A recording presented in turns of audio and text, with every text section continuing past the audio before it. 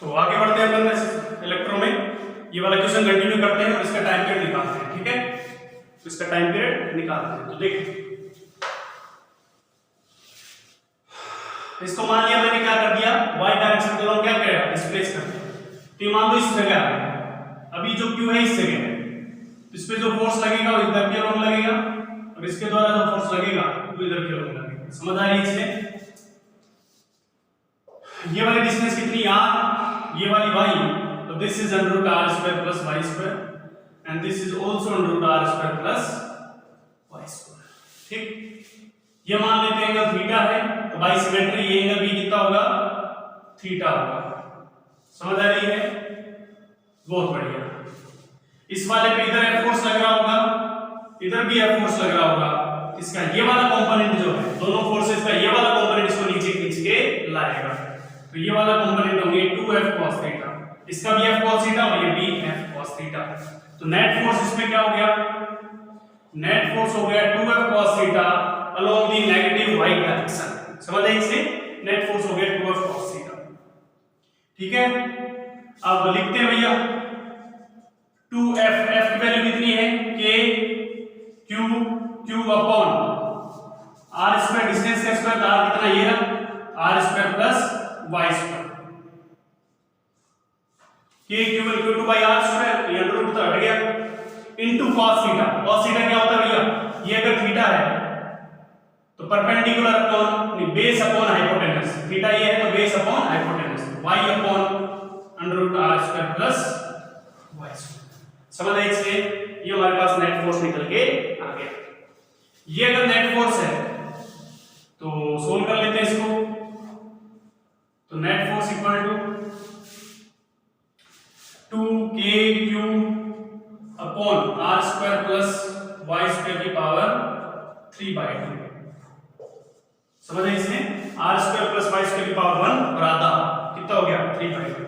और हमें ये भी पता है r is very very very very greater than y। अभी ऐसे सम करेगा, इसका मतलब मैं y को क्या कर सकता हूं, नेगलेक्ट कर सकता हूं। तो net force equal to 2kq upon r³ into y। ये हमारे पास नेट फोर्स निकल के आ गया, जिसको अपन लिखते हैं इलेक्ट्रोस्टैटिक कांस्टेंट, नहीं एस्टन कांस्टेंट इनटू x या y। तो ये हमारा k का काम करेगा। तो टाइम पीरियड निकल के आएगा 2 pi under root m by k, k की जगह डाल देंगे mr³। ये हमारे पास इसका क्या निकल के आ जाएगा, टाइम पीरियड निकल के आ जाएगा। समझ आई इससे? इस तरह से ऐसे क्वेश्चन को किया जा सकता है। समझ आए इससे? ये हमारे पास क्या निकल के आ जाएगा, टाइम पीरियड होती है ऐसे चल। समझ आई चीजें? टाइम पीरियड होती ऐसे चल। समझ आई चीज? बहुत बढ़िया।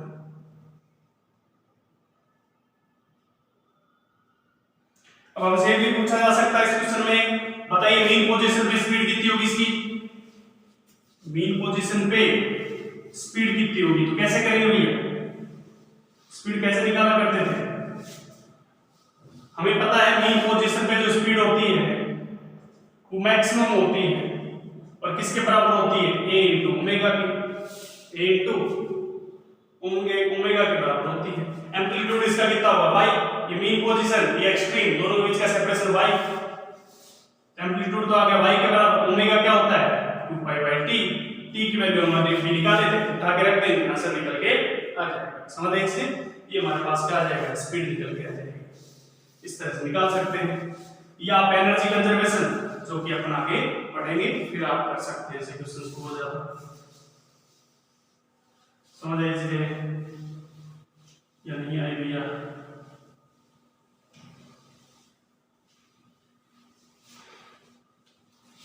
क्या तो हमारे इक्विलिब्रियम के क्वेश्चन थे, जितने टाइप की वैरायटी और जितने टाइप के क्वेश्चन पूछ सकते थे वो मैंने बताया। ठीक, अब मैं आगे बढ़ता हूं, नेक्स्ट टाइप की वैरायटी की क्वेश्चन होगी वो। नेक्स्ट टाइप कैसे देखो,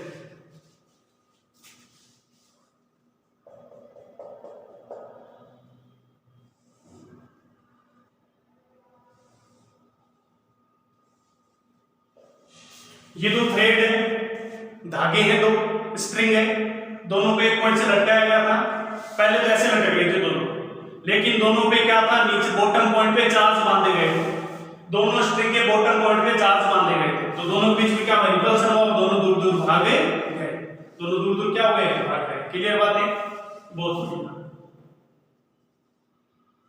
ये एंगल थीटा 1 और ये एंगल, इसको नाम दे देता हूं alpha and this is beta, ठीक है। और दोनों के बीच का सेपरेशन जो है,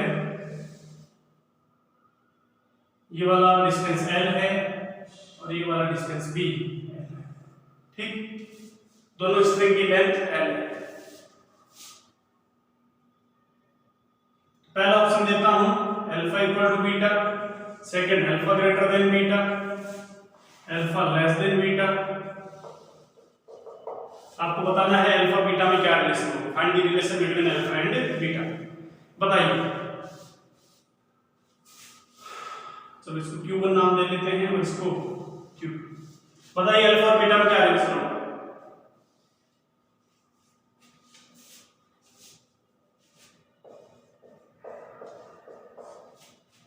बताइए अल्फा और बीटा में क्या रिलेशन होगा, Q2 बड़ा है Q1 से, तो आधी ज्यादा जरूरत का आंसर आएगा ये वाला। सही आंसर है अल्फा लेस देन बीटा। क्या लगता है आपको, या सेकंड होना चाहिए, फर्स्ट तो किसी हालत में नहीं हो सकता, साफ साफ दिख रहा होगा। तो ये पहले बताइए, ये दूर दूर क्यों भागे, एक दूसरे के रिपल्सन की वजह से, यानी दोनों बीच में क्या लग रहा है, फोर्स लग रहा है, फोर्स लग रहा है। फोर्स क्या होता है, दोनों बीच में इलेक्ट्रोस्टैटिक फोर्स कितना लगेगा, K Q1 Q2 बाई ये वाला डिस्टेंस मान लेते हैं R, तो ये इस पे कितना लगा रहा होगा, इधर F, और ये वाला इस पे लगा रहा होगा F तो लगा रहा है ऐसा, तो इस पे भी F फोर्स लग रहा है, इस पे भी F फोर्स लग रहा है, दोनों फोर्स क्या है, इक्वल है, फोर्स इक्वल है तो एंगल भी इक्वल होंगे। समझ आई चीजें या नहीं आई, फोर्स इक्वल है एंगल भी इक्वल होंगे, इस चीज का ध्यान रखना, क्वेश्चन पूछा जा चुका है ये। समझ आई चीजें, क्योंकि ये फोर्स F है और ये भी फोर्स F है, दोनों फोर्स इक्वल एंगल भी। क्लियर बात, बहुत बढ़िया, ठीक है। या आप ये कह सकते हैं कि ये जो फोर्स होता है दोनों के बीच में, दोनों के मल्टीप्लाई पे डिपेंड करता है, यानी ये इस पे कितना लगाएगा, ये इस पे कितना लगाएगा, दोनों के मल्टीप्लाई पे डिपेंड करेगा। ऐसा नहीं है कि ये बहुत भारी है तो बढ़िया खेल खेल जाएगा, ऐसा नहीं, ये भारी है चाहे हल्का हो, इसके मल्टीप्लाई पे भी डिपेंड करेगा, इसलिए फोर्स सेम रहेंगे तो एंगल भी सेम रहेंगे। समझ आई चीजें। इसी क्वेश्चन के अंदर पूछा गया है, इसी क्वेश्चन के अंदर अगर इन दोनों का मास m1 और इसका मास m2 होता तब बताइए,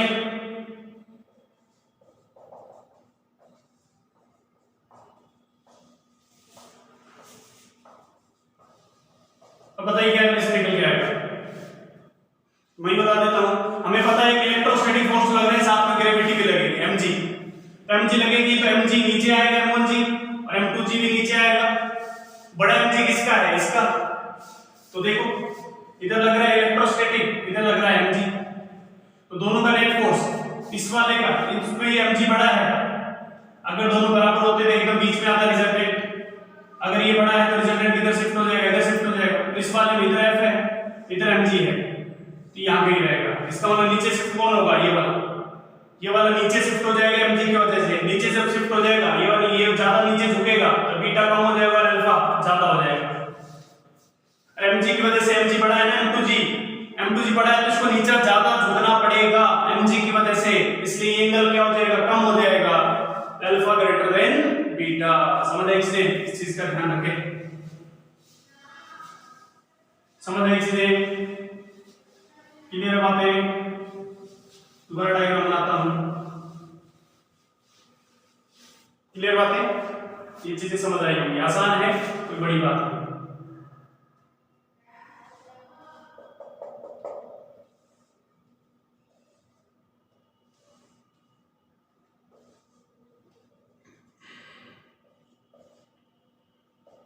ये एंगल भी थीटा और ये एंगल भी थीटा, इसकी लेंथ L है और इसकी लेंथ भी L है। फाइंड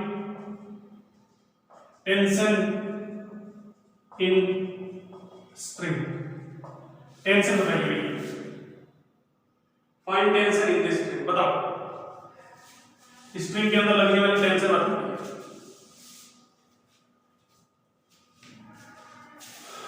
मास की एमएम मान लेते हैं, बताओ कैसे बताएंगे।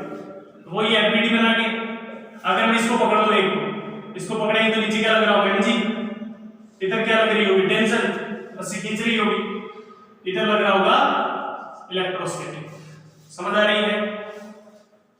उसके बाद इसका ये एंगल थीटा, तो एंगल होगा 90 माइनस थीटा, यानी ये थीटा।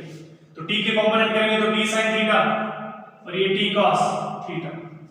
तो T cos theta equal to क्या आना चाहिए mg and T sine theta equal to क्या आना चाहिए इलेक्ट्रोस्टैटिक फोर्स। समझ रहे इससे क्लियर बात है, बहुत बढ़िया। इलेक्ट्रोस्टैटिक फोर्स की वैल्यू निकाली जाए तो निकल के आएगी kq² बाई ये वाला सेपरेशन। तो ये वाला सेपरेशन कितना आएगा, इसका डबल होगा। ये वाला सेपरेशन क्या है, ये l है तो ये l cos थीटा और ये l sin थीटा, तो 2l sin थीटा का होल स्क्वायर। समझ गए चीजें, क्लियर बात है।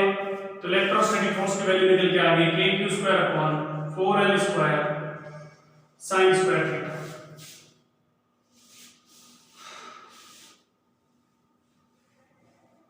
ठीक है। अब इक्वेशन 1 एंड 2 से अगर टेंशन निकालनी है, हमें पता है कि साइन ऑफ थीटा आ रही है तो होल स्क्वायर करके ऐड कर दो, तो 1 का स्क्वायर प्लस 2 का स्क्वायर, तो ये बनेगा t² cos square theta plus t² sin square theta equal to mg का स्क्वायर प्लस fe का स्क्वायर। यहां से t² कॉमन लेंगे तो ये 1 हो जाएगा, तो t² यानी t की वैल्यू निकल के आ जाएगी mg का स्क्वायर प्लस f इलेक्ट्रोस्टैटिक का स्क्वायर का स्क्वायर। ये टेंशन आ जाएगी, इलेक्ट्रोस्टैटिक की वैल्यू उठा के आप रख सकते हैं। समझ आए चीजें, इस चीज का ध्यान रखें। क्लियर बात, बहुत बढ़िया। ठीक है, और क्या पूछा जा सकता है, और ये पूछा जा सकता है अगर 1/2 को डिवाइड कर दें, 1 डिवाइड बाय 2 कर दें तो बनेगा 2 डिवाइड बाय 1 कर दो, तो ये बनेगा tan theta is equal to Fe by mg। ठीक, Fe बाई mg। ठीक, अब tan theta Fe by mg, Fe की वैल्यू रखेंगे kq² upon 4l² sin square theta into mg। समझ आई चीजें। If theta is small, angle is small, if angle is very small, angle अगर very small हुआ तो हमें पता है sin थीटा और tan थीटा क्या हो जाते हैं, बराबर हो जाते हैं किसके, थीटा के। तो ये भी थीटा और ये sin स्क्वायर थीटा, तो ये बन गया थीटा क्यूब। बना कि नहीं बना, ये tan थीटा और ये sin स्क्वायर थीटा बन गया theta cube equal to kq² upon 4mg tan square. ये थीटा की वैल्यू निकल के आ जाएगी। ये थीटा है और ये क्यू है, ध्यान रखना, ये थीटा है और ये क्यू है, तो थीटा की वैल्यू निकल के आएगी kq² अपॉन 4l² mg की पावर 1/3। समझ रहे चीजें, थीटा की वैल्यू ये निकल के आ जाएगी। तो हमसे भी पूछ लिया जाता है थीटा कितना होगा अगर थीटा स्मॉल है तो। समझ रहे चीजें, तो इस क्वेश्चन के अंदर वो रेड कर लेना, find the value of theta if angle is very small. समझ रहे चीजें, इस तरह के एग्जांपल पूछे जाते हैं।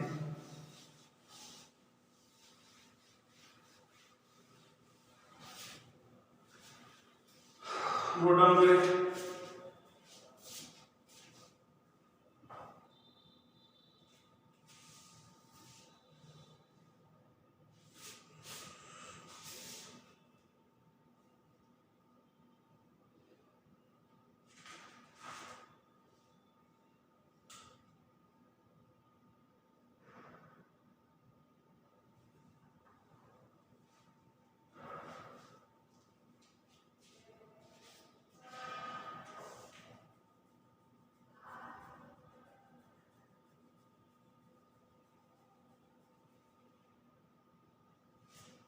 समझ अगला एग्जाम्पल ये है,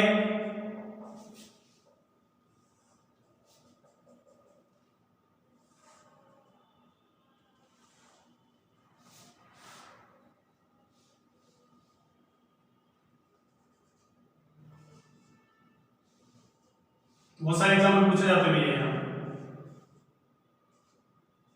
ठीक है। ये देखो पूछा गया है, if Q is leakage with a constant rate, then find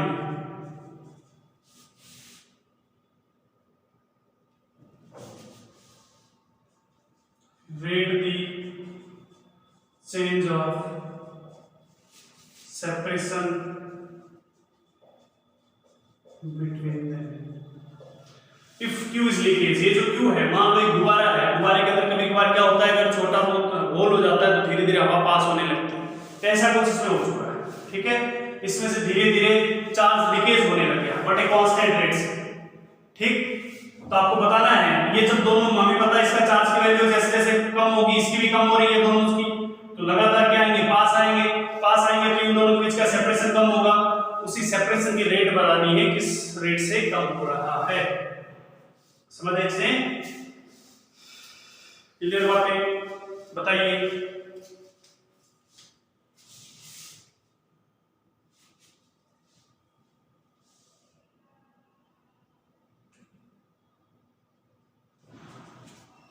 बताइए, तो अपन क्या करते हैं सिचुएशन में, मान लेते हैं इनके बीच का सेपरेशन x था, मान लेते हैं इनके बीच का सेपरेशन कितना था, x था, कोई दिक्कत थोड़ी है भैया, कितना मान लिया x, बहुत बढ़िया।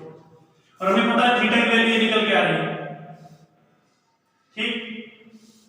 थीटा प्रोपोर्शनल यहां पे किसके है, q की power 2/3, theta is proportional q की पावर 2/3, क्योंकि यहां पे जैसे जैसे पास आएंगे थीटा चेंज होगा और चार्ज चेंज हो रहा है, और कोई चीज चेंज नहीं हो रही, मास कांस्टेंट है, लेंथ कांस्टेंट है, सारे कांस्टेंट है, तो थीटा प्रोपोर्शनल q की पावर 2/3। ये मैंने इसी क्वेश्चन को ही पिछले क्वेश्चन में सॉल्व करके रिजल्ट निकाला था, ठीक।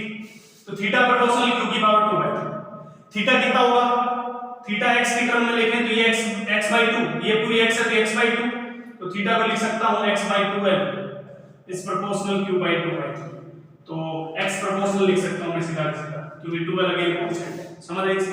अगर मैं इसको डिफरेंशिएट करूं तो dx/dt क्या है, इनके बीच की रेट है प्रोपोर्शनल q का कितना होगा 2/3, q की पावर -1/3, डिफरेंशिएशन पावर आ गया है, एक power come into dq/dt, dq/dt भी कांस्टेंट है और 2/3 q की पावर -1/3 से बताना है, तो dx/dt ये वाला सेपरेशन होगा, इसको वेलोसिटी कह सकता हूं, तो वेलोसिटी प्रोपोर्शनल q की पावर -1/3। समझ रहे हैं, वेलोसिटी प्रोपोर्शनल q की पावर -1/3। अगर q को x की टर्म्स में लाना है, x की टर्म्स में कैसे लाएंगे, x किसके प्रोपोर्शनल है, q की पावर 2/3 के, तो v प्रोपोर्शनल, और थीटा और x की बात है, थीटा प्रोपोर्शनल q की पावर 2/3, x प्रोपोर्शनल q की पावर 2/3, यहां पे लिख सकते हैं q की पावर -1/3 की जगह क्या लिख सकते हैं भैया, इसको अगर x की पावर 1/3 बनाना है तो दोनों साइड क्या करना पड़ेगा, √x इज प्रोपोर्शनल q की पावर 1/3, तो ये बन जाएगा x की पावर -1/2। तो ये हमारा फाइनल आंसर हो जाएगा, v प्रोपोर्शनल x की पावर -1/2। ये क्वेश्चन जेई में एडवांस और नीट सब के अंदर आ चुका है, v प्रोपोर्शनल x की पावर -1/2। ईरोडो का प्रॉब्लम है, आई ईरोडो, समझ रहे हैं, बहुत ही स्टार मार्क क्वेश्चन है, सबके अंदर पूछा जा चुका है, ध्यान रखें, नोट डाउन करें।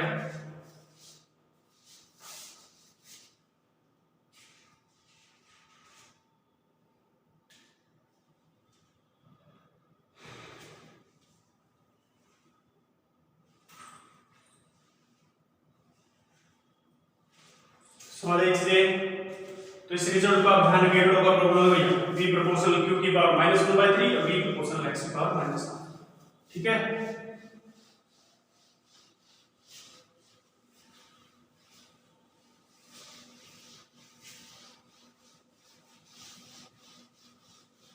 सब कंपटीशन में पूछा जा चुका है, स्टार मार्क कर ले इस क्वेश्चन को।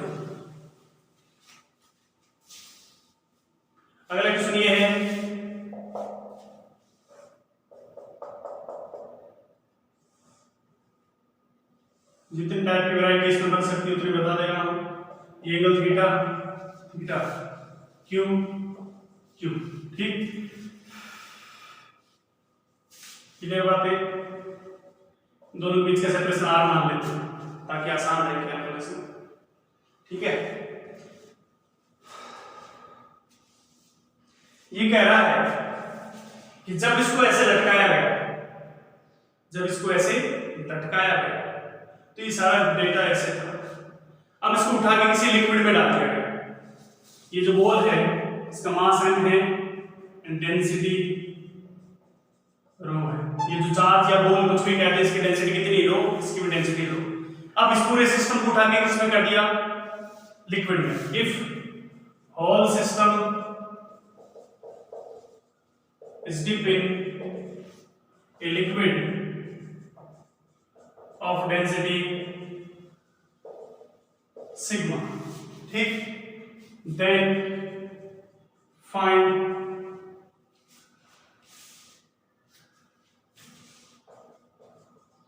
permeability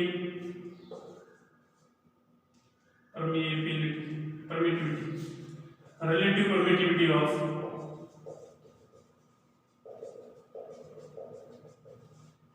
medium. तो उस मीडियम की परमिटिविटी बतानी है। If angle is remain same, angle between them is remain same, ये थीटा चेंज नहीं होने चाहिए। क्वेश्चन समझ आया। पूरे सिस्टम अभी तो हवा में था, पूरे सिस्टम को उठा के किसमें डाल दिया, लिक्विड में डाल दिया जिसकी डेंसिटी सिग्मा है। तो आपको बताना है रिलेटिव परमिटिविटी, अगर दोनों के बीच का एंगल सेम रहे तो बताओ।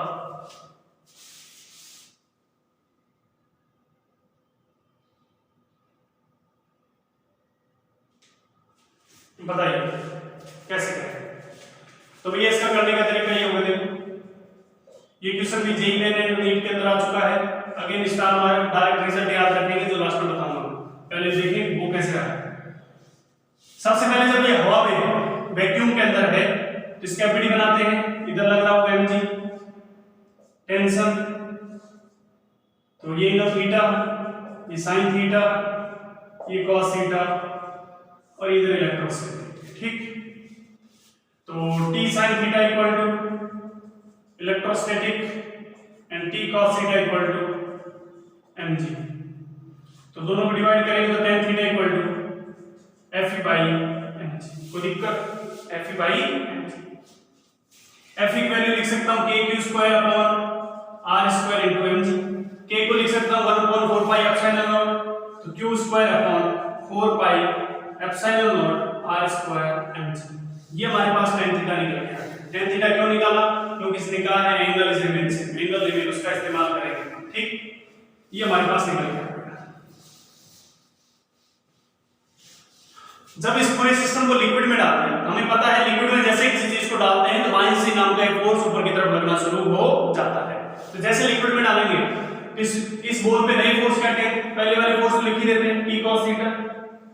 ऊपर की तरफ एक एक्स्ट्रा आ जाएगा, कौन सा, buoyancy force mg electrostatic and sin theta. अब इसको क्या कर देंगे, बैलेंस कर देंगे, मिटा देना उसको। अब इसको क्या कर देंगे, बैलेंस कर देंगे। अब इसको जब बैलेंस करेंगे तो t cos theta plus buoyancy equal to mg, ये वाला इक्वल टू ये वाला, and t sin theta equal to electrostatic. समझ रहे चीजें। इसको मैं ऐसे भी लिख सकता हूं equal to mg minus buoyancy, इसको इधर लेंगे। अब दोनों डिवाइड करेंगे तो 5 डिवाइड बाई 4, तो ये देखो क्या निकल के आएगा, ये भी निकल के आएगा tan थीटा। तो tan theta equal to Fe upon mg minus buoyancy. समझ रहे चीजें। ये भी tan थीटा है और ये भी tan थीटा है, दोनों को क्या कर दो इक्वल। ये Fe डैश होगा भैया, क्योंकि मीडियम चेंज हो चुका है, मीडियम चेंज हो चुका है तो इलेक्ट्रिक फोर्स भी चेंज हो चुका है। तो tan थीटा की वैल्यू उठा के यहां पे रखेंगे, कितनी है, q square upon 4 pi epsilon naught mg r square is equal to Fe dash को कितना लिखेंगे, q square upon 4 pi epsilon naught epsilon R, medium के अंदर डाला है तो एप्सिलॉन आर भी आएगा एक्स्ट्रा। ठीक, ये तो हो गया F dash a q square by r square upon mg minus by C, जो कट रहा है उसको काट दो, q स्क्वायर जाएगा 4 pi epsilon naught r square जाएगा, ये बनेगा epsilon r mg minus by C equal to mg। अरे एप्सिलॉन r इसके साथ मल्टीप्लाई हो जाएगा और mg इधर है। अब देखो एप्सिलॉन r mg को लिख सकता हूं v रो g, लिख सकता हूं volume into density into g, minus by C क्या होगा v sigma g, volume inside पूरा डूबा हुआ है, density of liquid equal to v rho g, तो vg से vg कैंसिल आउट हो जाएगा, एप्सिलॉन r निकल के आ गया rho upon rho minus sigma, आसान सा आंसर है ये, याद होना चाहिए। आसान सा सॉल्यूशन निकल के आया है जो कि हमें याद होना चाहिए, नोट डाउन करें। समझ आए इससे, ये हमें याद होना चाहिए। क्लियर बात है, बहुत बढ़िया, रिजल्ट याद रहना चाहिए।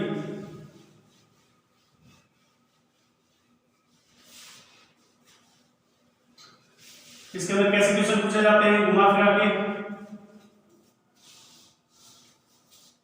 If density of ball is 1.6 and density of liquid is 0.8, then find relative permittivity of medium। ठीक है, क्वेश्चन आप समझ गए होंगे क्या कहना चाहता है। तो रिलेटिव परमिटिविटी ऑफ मीडियम बतानी है। अगर आपको सीधा कैसे का क्या याद होगा, फॉर्मूला याद होगा, तो आप सीधा लिखेंगे epsilon r equal to density of ball upon density of ball minus density of liquid, density of ball upon density of ball minus liquid, ऐसे याद रखो, बड़ा अपॉन बड़ा माइनस छोटा।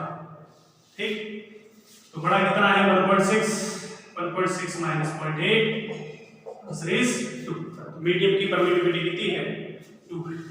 क्लियर बात है, मीडियम की परमिटिविटी कितनी है 2। यहाँ पे फोर्स क्या हो चुका होगा आधा, इलेक्ट्रोस्टैटिक फोर्स क्या हो चुका होगा आधा, क्योंकि नीचे आता है एप्सिलॉन r, तो 2 से फैक्टर से मल्टीप्लाई होगा तो आधा हो जाएगा। समझ आए, इससे नोट डाउन करें।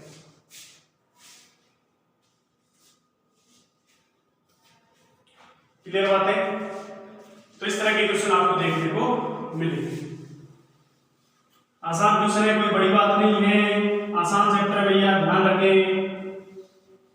स्कोरिंग चैप्टर है, काफी बड़ा चैप्टर है, ठीक है, काफी बड़ा चैप्टर इलेक्ट्रोस्टैटिक, 12th की फिजिक्स में इलेक्ट्रोस्टैटिक एंड रे ऑप्टिक्स, ये लगभग 2 से ढाई महीने के चैप्टर हैं, दोनों चैप्टर 2.5 महीने। उसके बाद कहानी खींचना चाहिए, अगर 2 चैप्टर खत्म हो गए, ऐसे मानिए 25-30% कहानी खत्म हो चुकी है, उसके बाद तो खींचता चला जाएगा, पता भी नहीं चलेगा, 4-5 दिन में चैप्टर कंप्लीट होते जाएंगे। ठीक है, बट उसके बाद कुछ है इलेक्ट्रिक करंट कैपेसिटर, उनमें भी वक्त लगता है, 8-10, 15 लेक्चर लग जाते हैं, बट वो आसान है, 12th आसान है 11th के कंपैरिजन में, पहले कह चुका हूँ। तो इस लेक्चर में अपन इतना ही लेते हैं, अगले लेक्चर फिर